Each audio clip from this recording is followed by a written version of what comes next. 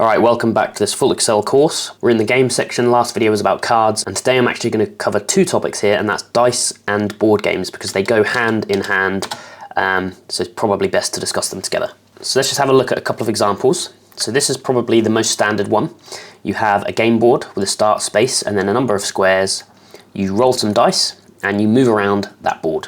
And this is kind of the simplest version of a dice game. And there are two challenges. The first is converting these dice into numbers. So occasionally you'll be provided with a lookup table here, other times you won't. And then the second challenge is cycling this game board so that when we pass space 21, we land back at space 1, 2, 3, however far our dice roll takes us past that. So let's just show you another couple of examples. So we have a game board here, and again, we roll around it with dice. This time we roll two dice at a time that are separated by a semicolon.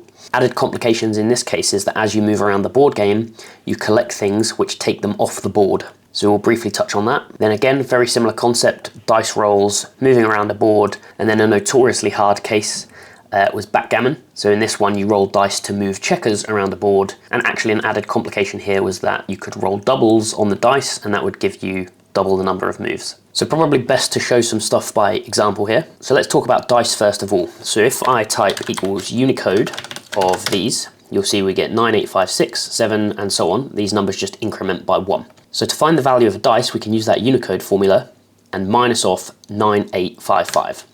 So if I just show you up here, so if I say equals Unicode of all of this stuff minus 9855, that will give you all of the dice numbers. So if you can remember that, that's one method to pull out numerical values. Alternatively, since we're given a lookup table in this, you can say xlookup all of these dice in your lookup table over here.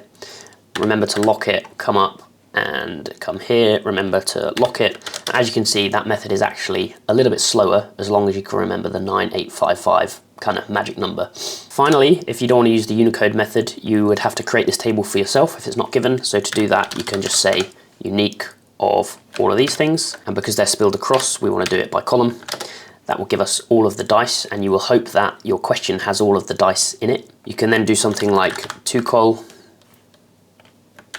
and then assign your values. Now, unfortunately, because I've pulled out a unique here, they're not in order. So I could also sort it or just do something like this. Now let's use some of our other techniques that we learned in the text case to do stuff like this. So here we have each dice separated by a space and a semicolon, and this case builds up to 2 players playing.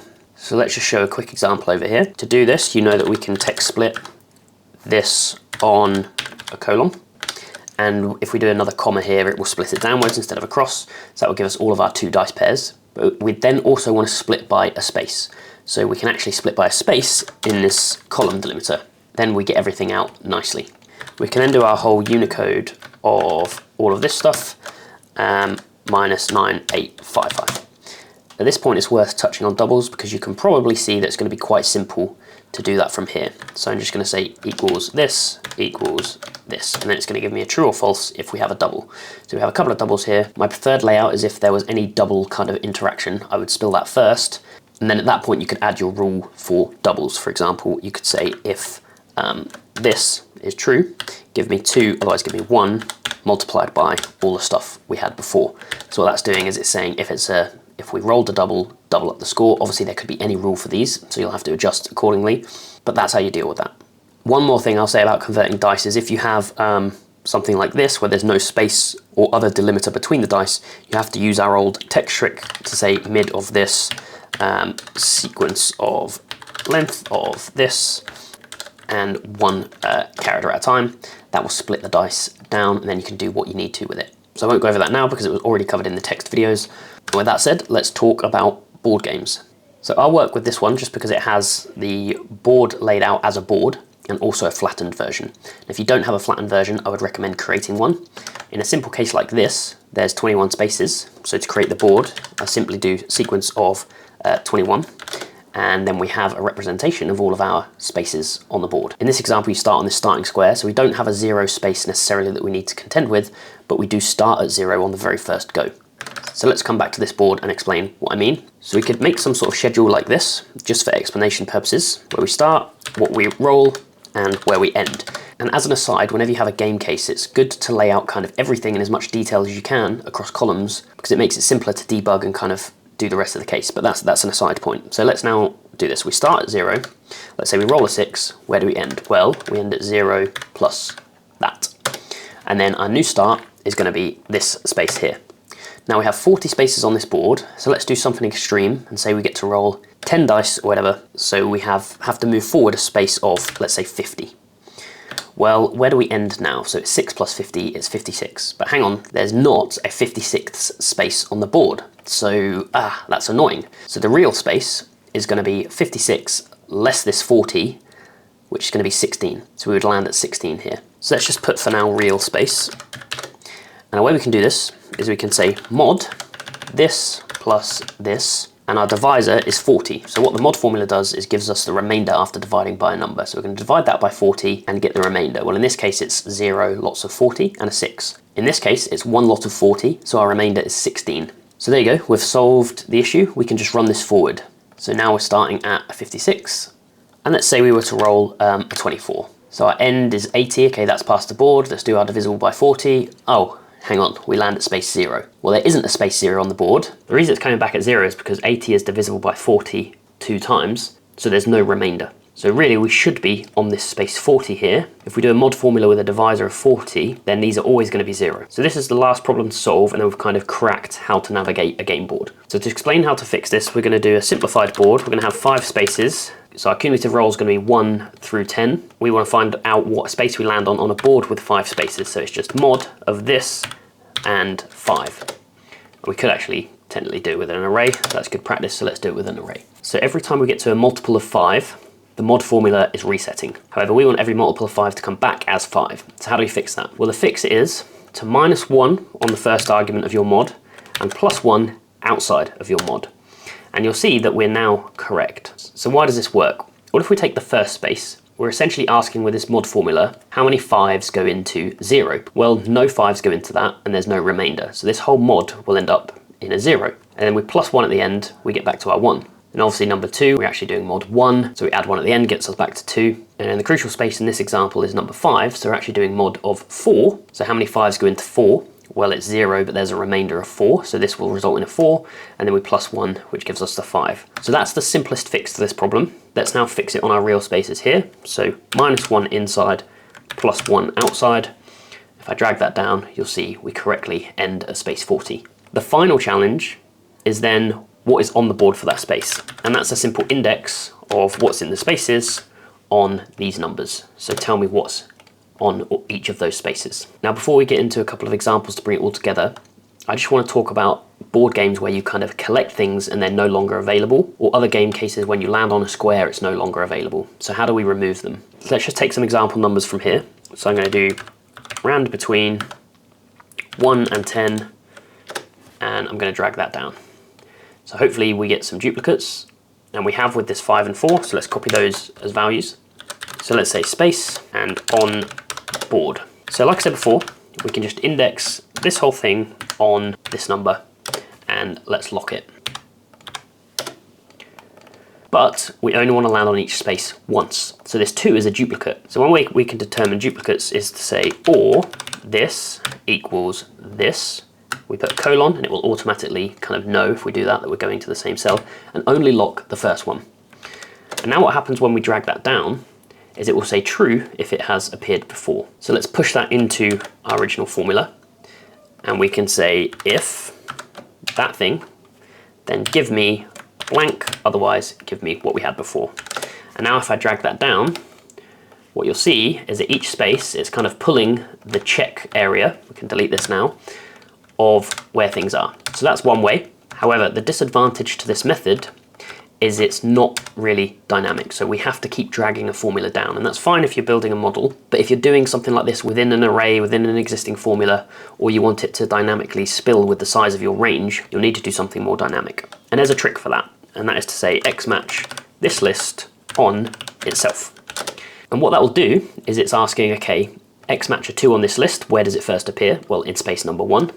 Then this one, Well, it appears in space number 1. 10 appears in space number 3 because it's never appeared before. So where these equal 1, 2, 3, 4, 5, 6, 7, 8, and so on, it means it's the first time they've appeared. So we have 10 moves here. So if we say sequence of 10, wherever these numbers line up, it means it's the first instance that it's appeared. So here we can say, does that equal sequence of 10?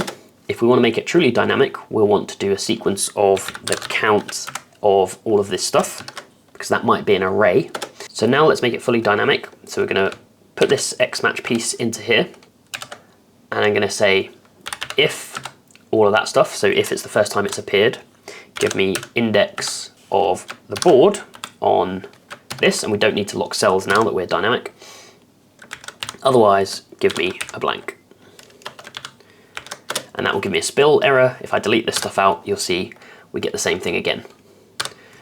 So there's two different ways for duplicate spaces. If you're building a model, the first way is actually quicker. You can see there's less to type, but it could be prone to error if you forget to lock certain cells. This method, you'll notice we haven't locked anything, so we wouldn't have the issue of forgetting to lock something, and it still works nicely. So there's two methods for you. Now let's bring it all together on this case, navigating the game board. Now it is very easy to do this case all single cell, but it requires the use of the scan formula, which is not something we've covered yet, but will be covered in the programming chapter later on. So as an additional bit of practice, let's also practice data tables here and not do it single cell. So the way we built those up is we said example 1, or whatever question number you like. Then we're going to X lookup that, and this was covered in the data table video, but let's practice it now. B, and we want to look up G up to, where do we go?